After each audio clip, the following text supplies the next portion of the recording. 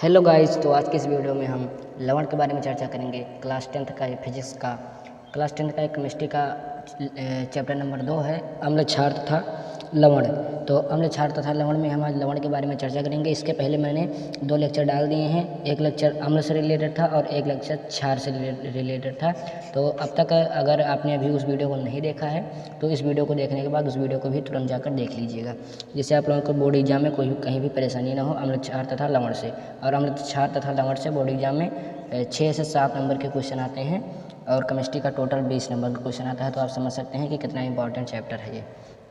तो अब हम इस वीडियो में हम लवण के बारे में, साल्ट्स के बारे में चर्चा करेंगे कि साल्ट्स क्या होते हैं और कुछ जो हमारे साल्ट्स होते हैं वो किस प्रकार से बनते हैं, मतलब कि उनके प्रिपरेशन मेथड्स के बारे में हम चर्चा करेंगे, उनके रासायनिक गुण के बारे में चर्चा करेंगे। तो आज ये हमारा जो क्लास है बहुत ही इंपॉर्टेंट है। तो चलिए दोस्तों, हम बिना किसी देरी के हम इस क्लास को स्टार्ट करते हैं। तो क्लास को स्टार्ट करने से आप मेरा नाम जान लीजिए। मेरा नाम है कीर्ति कुमार मिश्रा और स्वागत है आपका KKSD चैनल पर। तो चलिए दोस्तों, हम शुरू करते हैं वीडियो को। तो यहाँ पर लिखा गया है साल्ट्स लवण। तो हम पहले इसकी परिभाषा जान लेंगे कि लवण जो होते हैं वो क्या होते हैं। तो लवण क्या होते हैं, यहाँ पर परिभाषा इसकी लिखी गई है कि किसी अम्ल तथा क्षारक की उदासीनीकरण अभिक्रिया से प्राप्त आयनिक ठोस को लवण कहते हैं। मतलब कि जब हम किसी अम्ल की अभिक्रिया किसी क्षार से कराएंगे तो उनसे जो हमें लवण और जल प्राप्त होगा वही हमारा, जो हमें आयनिक ठोस प्राप्त होगा वही हमारा लवण कहलाएगा।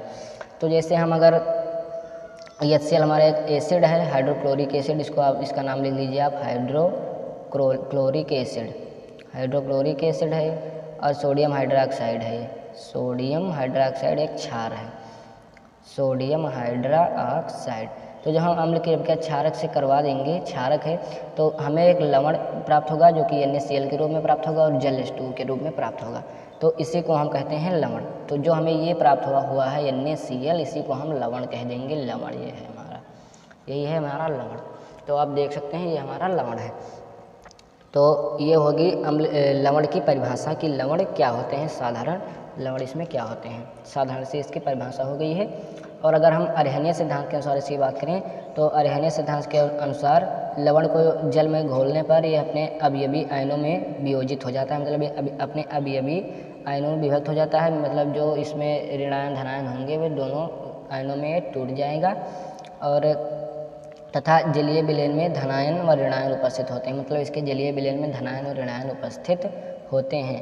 धनायनों को हम भास्मिक या क्षारीय मूलक कहते हैं तथा ऋणायनों को हम अम्लीय मूलक कहते हैं। तो क्योंकि लवण का जो धनायन क्षार से एवं ऋणायन अम्ल से प्राप्त होता है, इसलिए हम इसको क्षारीय मूलक और अम्लीय मूलक कहते हैं।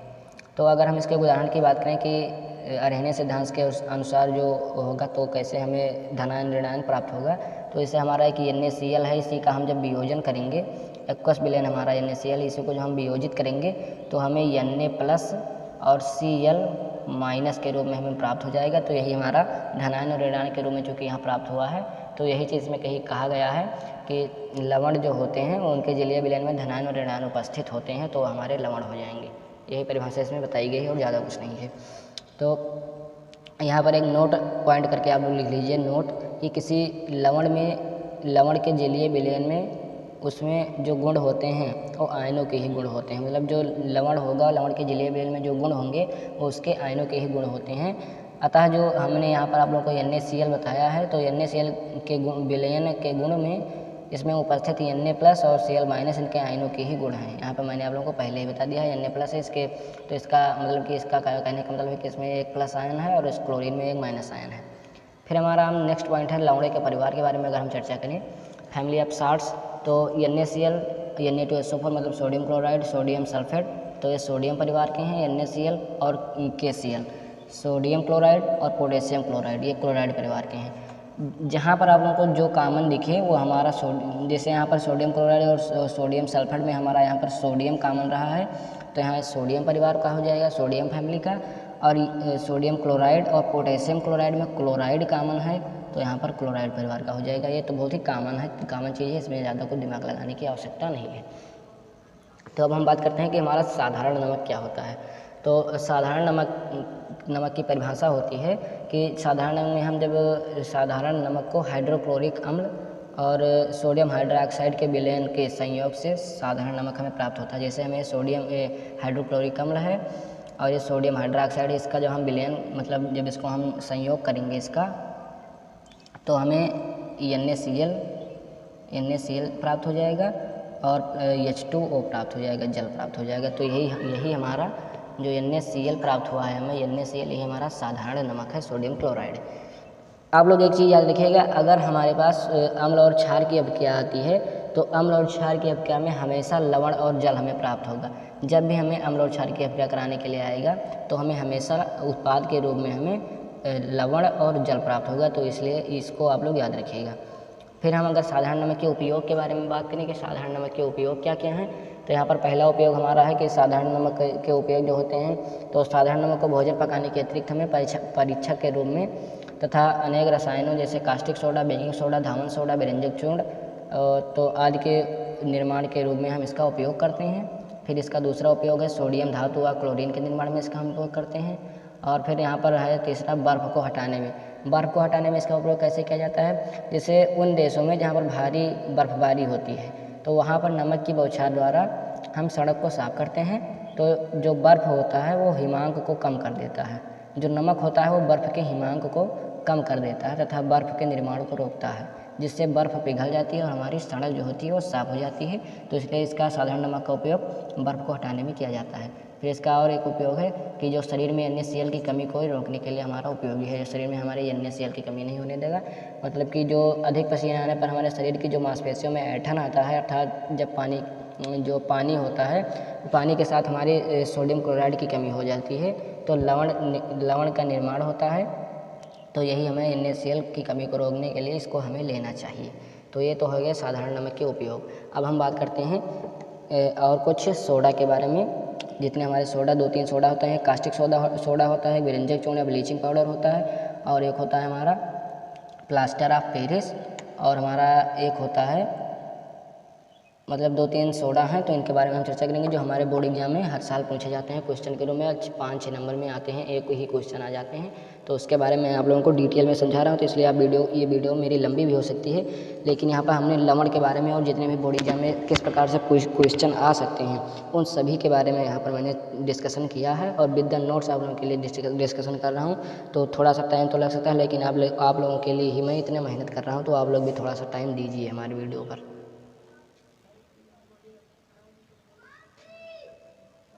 तो हम यहाँ पर अब कास्टिक सोडा के बारे में चर्चा करेंगे। कास्टिक सोडा का निर्माण किस प्रकार से किया जाता है और कास्टिक सोडा के क्या क्या उपयोग हैं, तो इसके बारे में हम चर्चा करेंगे। इससे पहले आप लोग इसका स्क्रीनशॉट भी ले सकते हैं, अगर आप लोग लेना चाहें इसका स्क्रीनशॉट, तो इसका स्क्रीनशॉट भी उपलब्ध है, आप लोग ले सकते हैं।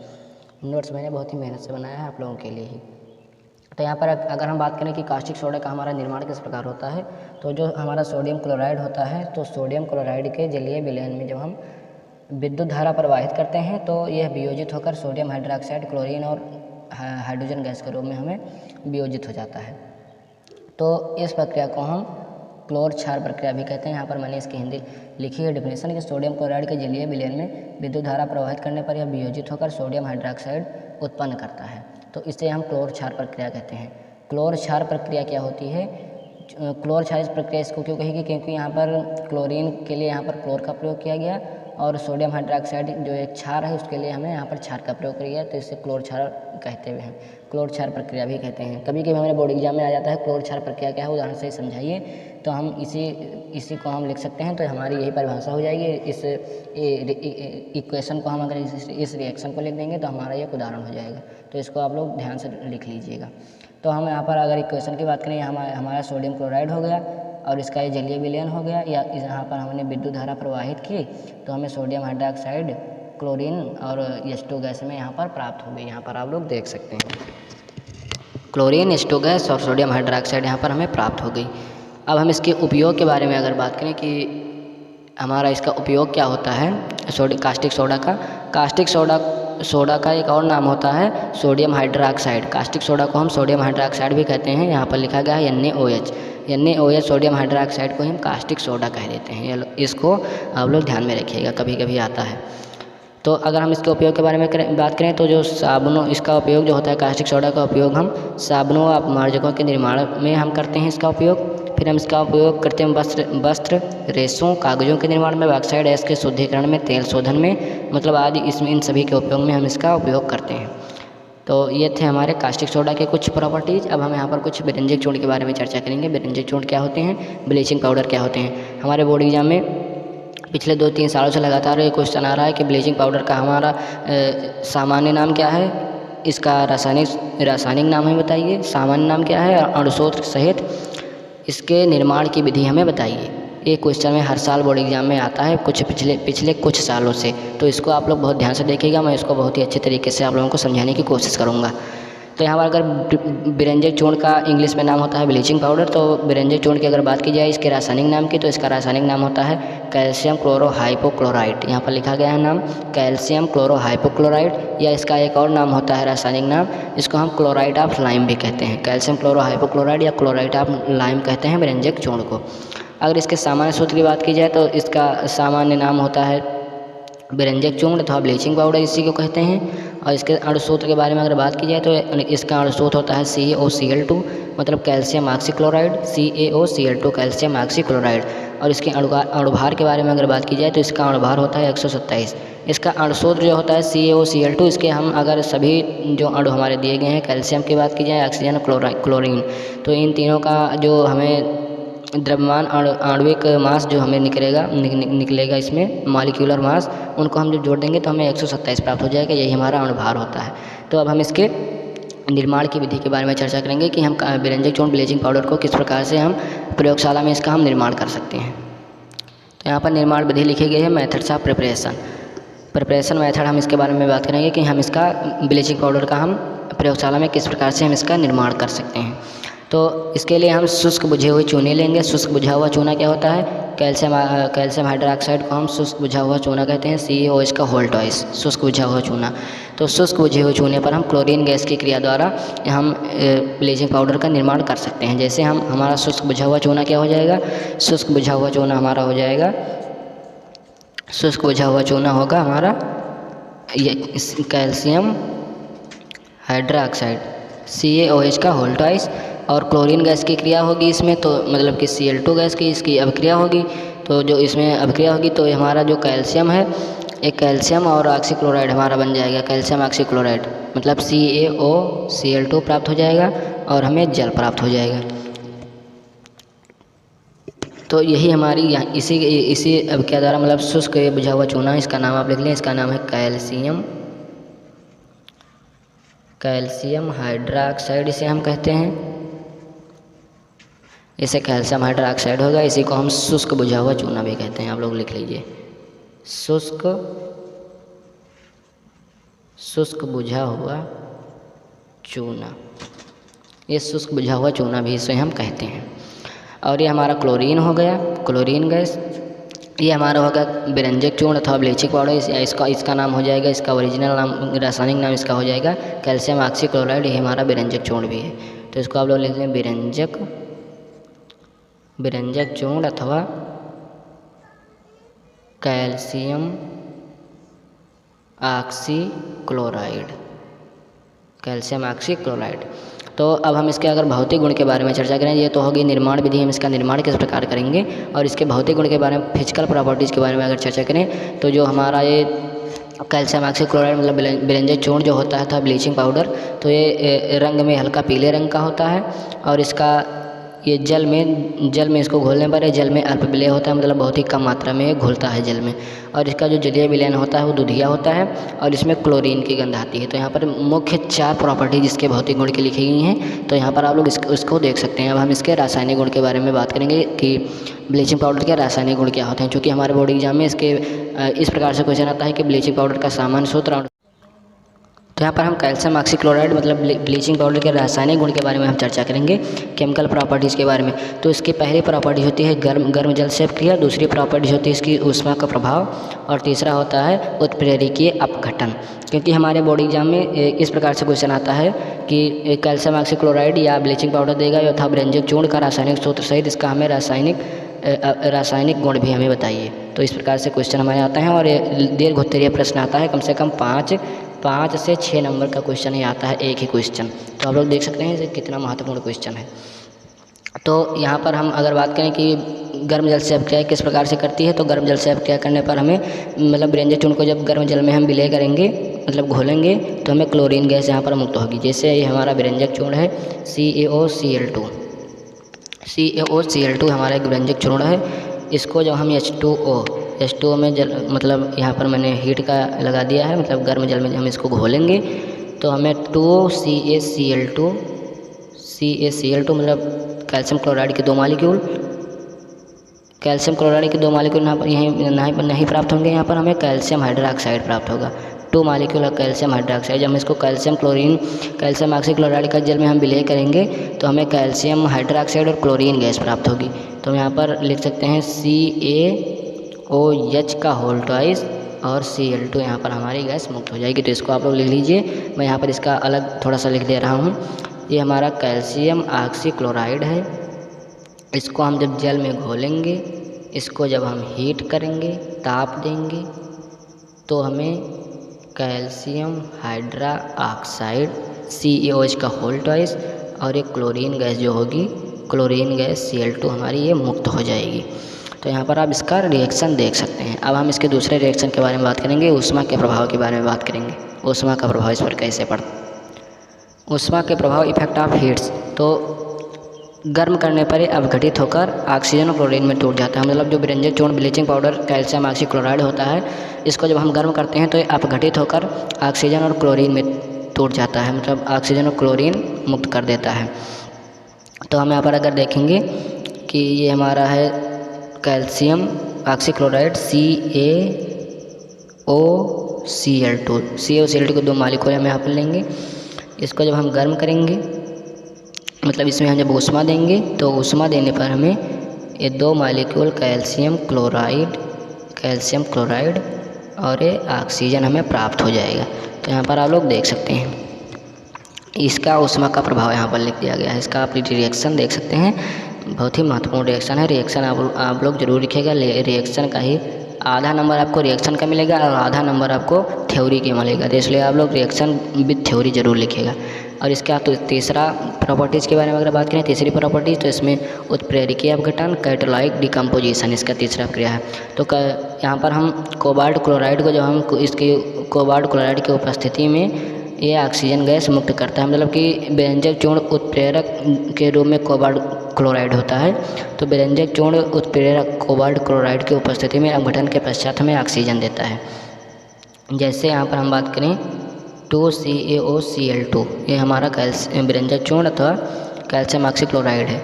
ये कोबाल्ट क्लोराइड की उपस्थिति में 2CaCl2 मतलब 2 मॉलिक्यूल कैल्शियम क्लोराइड और ये ऑक्सीजन गैस यहाँ पर मुक्त करेगा। तो इस प्रकार से इसकी अभिक्रिया होगी। तो इसको भी आप लोग लिख लीजिए कहीं पर। तो ये हो गए व्यंजक चूर्ण था ब्लीचिंग पाउडर के रासायनिक गुण। अब हम इसके उपयोग के बारे में अगर बात करें कि इसके उपयोग क्या क्या हैं, यूजेस क्या हैं, व्हाट इज यूजेज। तो इसका पहला यूज है, इसका प्रयोग जीवाणुनाशक के रूप में किया जाता है। ब्लीचिंग पाउडर का प्रयोग जीवाणुनाशक के रूप में किया जाता है, पहला उपयोग हो गया। दूसरा उपयोग इसका जल के शुद्धिकरण के रूप में इसका उपयोग किया जाता है। और तीसरा हो गया इसको ऑक्सीकारक के रूप में तथा चीनी को सफ़ेद करने में, ऑक्सीकारक के रूप में और चीनी को सफ़ेद करने में इसका प्रयोग किया जाता है।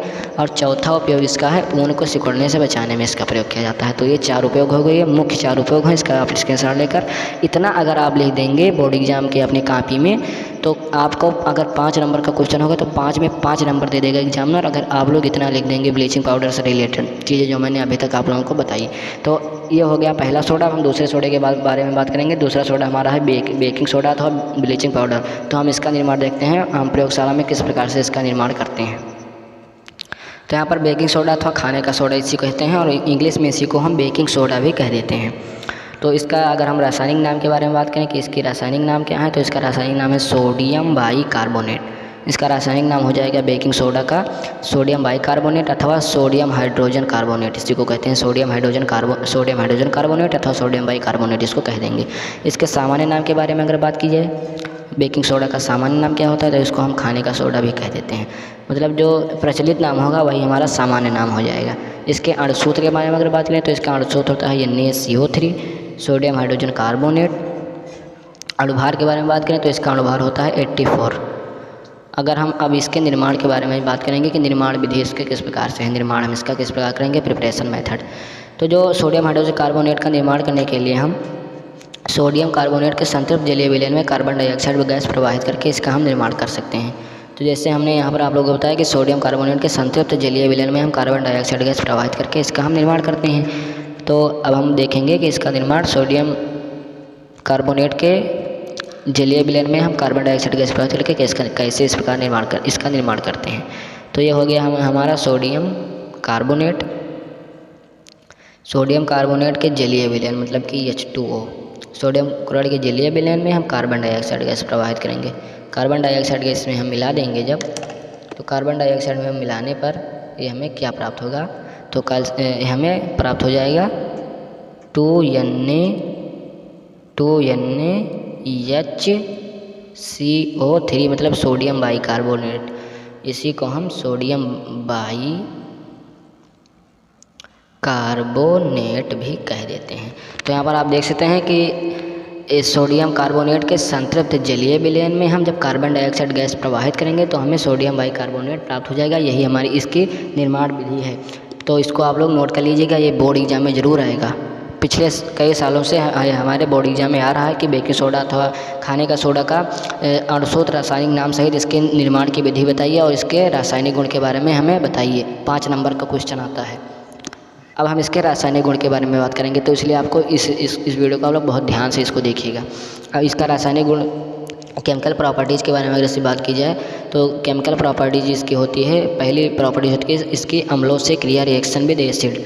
तो जो सोडियम हाइड्रोजन कार्बोनेट होता है, तो सोडियम हाइड्रोजन कार्बोनेट की अम्लों से क्रिया द्वारा हम लवण और कार्बन डाइऑक्साइड का निर्माण करते हैं। तो इसकी जब अभिक्रिया अम्लों से कराई जाएगी, सोडियम हाइड्रोजन कार्बोनेट की अभिक्रिया जब हम अम्लों से कराएंगे तो हमें लवण और कार्बन डाइऑक्साइड का निर्माण होगा। जैसे हम एक उदाहरण लेंगे, जैसे हमारा ये है, ये सोडियम हाइड्रोजन कार्बोनेट है 2NaHCO3। 2NaCO3 जो है इसकी जब हम क्या H2SO4 मतलब ये H2SO4 जो है हमारा एक लवण अम्ल है। तो H2SO4 हमारा एक एसिड है, अम्ल है। तो इसकी अभिक्रिया जो हम इसे करा देंगे सोडियम हाइड्रोजन कार्बोनेट से, तो हमें लवण जल और कार्बन डाइऑक्साइड प्राप्त होता है। तो लवण हमारा ये प्राप्त हो जाएगा Na2SO4 सोडियम सल्फेट के रूप में हमें एक लवण प्राप्त हो जाएगा। 2 मॉलिक्यूल हमें H2O प्राप्त हो जाएंगे, 2 मॉलिक्यूल हमें जल प्राप्त हो जाएगा और 2 मॉलिक्यूल ही कार्बन डाइऑक्साइड गैस में यहाँ पर मुक्त हो जाएगी। तो यहाँ पर आप देख सकते हैं कि इसके अम्लों से अभिक्रिया पहली रासायनिक गुण थी सोडियम हाइड्रोजन कार्बोनेट की पहली रासायनिक अभिक्रिया थी अम्लों से अभिक्रिया। जो मैंने अम्ल से अभिक्रिया करा दी, H2SO4 एक अम्ल है, इससे अभिक्रिया जब H2SO4 से अभिक्रिया जब NaCO3 से कराई गई तो हमें एक सोडियम सल्फेट के रूप में एक लवण हमें प्राप्त हुआ, H2O प्राप्त हुआ और कार्बन डाइऑक्साइड प्राप्त हुआ। तो इसे आप लोग देख सकते हैं। अगर इसके दूसरे गुण के बारे में बात की जाए तो ये धातु लवणों से क्रिया करता है, मतलब रिएक्शन विद मेटल साल्ट्स के साथ ये अभिक्रिया करता है। तो धातु लवण क्या होंगे, जो धातुओं के लवण होते हैं उन्हें हम धातु लवण कहते हैं। और धातुएं क्या होती हैं, सोडियम को ले लिया जाए, पोटेशियम को ले लिया जाए, जिंक को ले लिया जाए, ये सब जितने भी हैं मतलब जिन पर हमें धनायन उपस्थित होता है वे सभी धातुएँ वे सभी जो होती हैं वे धातु हो जाती हैं। इसके बाद मैं धातु का लेक्चर डालूंगा तो उसमें आपको पूरा डिटेल बताई जाएगी धातु क्या होते हैं, धातु और उपधातु क्या होते हैं। तो यहाँ पर आप थोड़ा सा जान लीजिए कि जिंक, मैग्नीशियम, लेड, पोटेशियम आदि ये सब जो हैं ये सब धातुएँ हैं हमारी। तो जैसे हम धातु लवण क्या होंगे, जो धातुओं के लवण होंगे, और लवण SO4 मतलब ZnSO4 है, एक धातु लवण है, जिंक सल्फेट है। तो इसकी अभिक्रिया हम जब सोडियम हाइड्रोजन कार्बोनेट से कराएंगे मतलब 2NaHCO3 इससे हम जब करा देंगे इसकी अभिक्रिया तो हमें प्राप्त हो जाएगा लवण और मतलब जल और कार्बन डाइऑक्साइड, लवण जल कार्बन डाइऑक्साइड प्राप्त होगा। तो जब हम इसे विभिन्न धातुओं से अभिक्रिया कराते हैं तो हमें लवण सोडियम बाइकार्बोनेट से क्रिया कराने पर हमें कार्बोनेट ये बनता है। तो हमें प्राप्त हो जाएगा यहाँ पर ZnCO3, ये CO3 से जाकर मिल जाएगा, ZnCO3 से मिल जाएगा। और ये जो SO4 है ये सोडियम से जाकर मिल जाएगा, SO4 सोडियम से मिलेगा और Zn कार्बोनेट से मिलेगा। तो यहाँ पर Zn कार्बोनेट आ जाएगा, ZnCO3 और ये Na2SO4 यहाँ पर प्राप्त हो जाएगा, हमें Na2SO4 प्राप्त हो जाएगा। और हमारा यहाँ पर बच गया है यहाँ से निकलेगा अभी हमारा जल और कार्बन डाइऑक्साइड। तो यहाँ से अभी हमारा निकलेगा H2O और CO2। तो यहाँ पर आप देख सकते हैं कि धातु लवण है एक, जिंक सल्फेट इसको कहते हैं। ये है जिंक सल्फेट और यह सोडियम हाइड्रोजन कार्बोनेट, इसका नाम आप लोग लिख लीजिए NaCO3 सोडियम हाइड्रोजन कार्बोनेट। तो हमें जिंक कार्बोनेट, सोडियम सल्फेट और जल और कार्बन डाइऑक्साइड हमें यहाँ पर मिला। तो इस तरह से आप इसके रासायनिक गुण के बारे में देख सकते हैं। अब हम इसके उपयोग के बारे में अगर बात करें तो इसका उपयोग मैं आप लोगों को बोले दे रहा हूँ, आप लोग लिख लीजिए। तो इसका पहला उपयोग है, जो हमारे पेट में अमाशय होता है तो अमाशय में HCl पाया जाता है।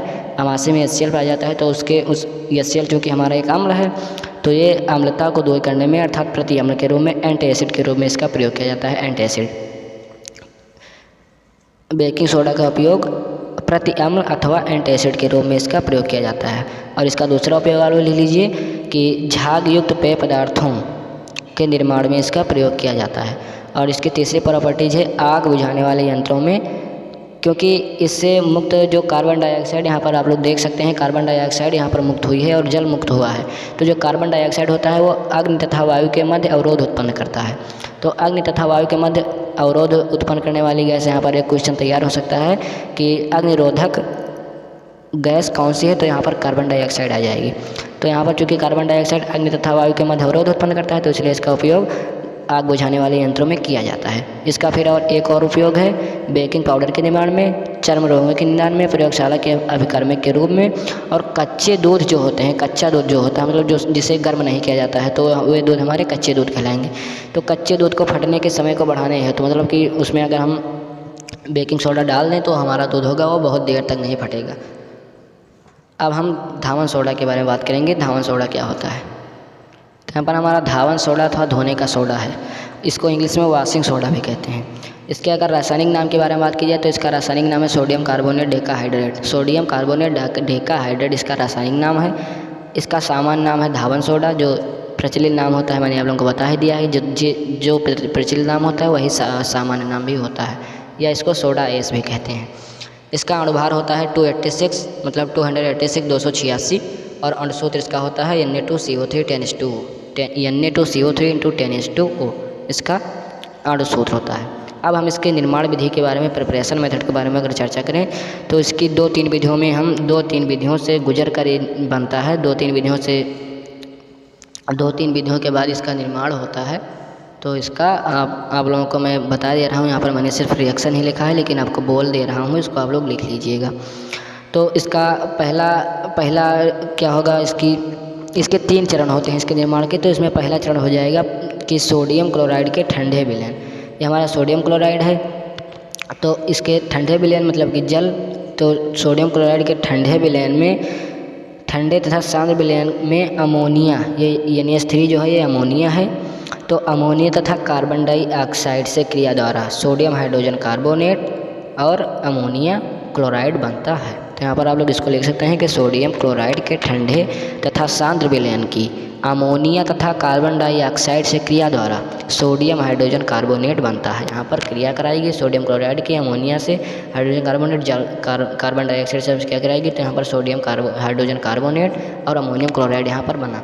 फिर उसके बाद दूसरा चरण क्या होगा, जब हमें प्राप्त हो जाएगा सोडियम हाइड्रोजन कार्बोनेट और अमोनियम क्लोराइड, तो यहाँ से हम इस सोडियम हाइड्रोजन कार्बोनेट को उठा लेंगे, यहाँ पर दूसरे चरण में लिख देंगे। दूसरे चरण में अब जब इसका अपघटन हो जाएगा तो इसके बाद हम दूसरे चरण में इसका सोडियम हाइड्रोजन कार्बोनेट को फिल्ट्रेट कर लेंगे, तो उसको हम सुखा लेंगे। ये जो हमें सोडियम हाइड्रोजन कार्बोनेट मिला है यही हम इसमें से निकाल लेंगे इस प्रक्रिया के बाद। और ये जो पदार्थ बचे हैं सोडियम अमोनियम क्लोराइड, इसको हम नहीं लेंगे, तो सिर्फ हम NaCO3 को ही ले लेंगे। फिर इसी को हम फिल्टर कर लेंगे और इसी को हम सुखा लेंगे। तो सुखाने के पश्चात हम इसमें क्या करेंगे, सुखाने के पश्चात इसको हम गर्म करेंगे तथा गर्म करने पर जो ये हमारा सोडियम हाइड्रोजन कार्बोनेट है ये अपघटित होकर कार्बोनेट बनाता है। तो जो यहाँ पर आप देख सकते हैं कि सोडियम हाइड्रोजन कार्बोनेट था, अपघटन के पश्चात इसको गर्म किया गया तो हमें सोडियम कार्बोनेट के रूप में प्राप्त हुआ और जल और कार्बन डाइऑक्साइड के रूप में प्राप्त हुआ।